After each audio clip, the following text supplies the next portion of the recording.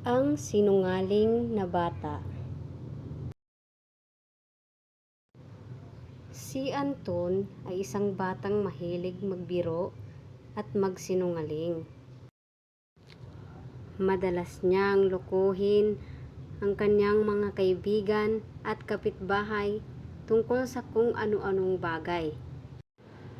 Minsan ay sinasabing may nawawalang aso. Minsan naman ay kunwaring may nakita siyang multo.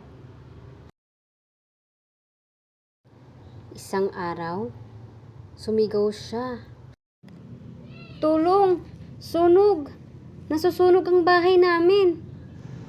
Agad na nagtakbuhan ang kanyang mga kapitbahay upang tumulong. Ngunit nang nakarating sila, wala namang sunog. Natawa si Anton at sinabing, "Biro lang." Nagalit ang mga tao at sinabihan siyang, "Huwag nang uulitin yun."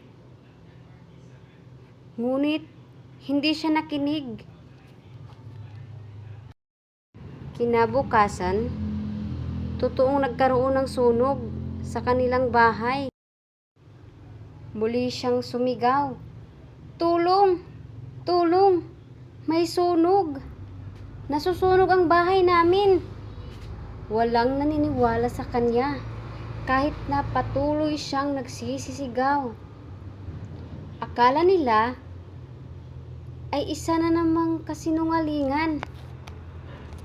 Sa huli, nasunog ang kalahati ng kanilang bahay bago pa dumating ang mga tumulong. Doon, natutunan ni Anton na ang pagsisinungaling ay maaaring magdulot ng malaking pinsala. Aral ng kwento, ang taong sinungaling ay mahirap paniwalaan kahit pa nagsasabi na siya ng totoo.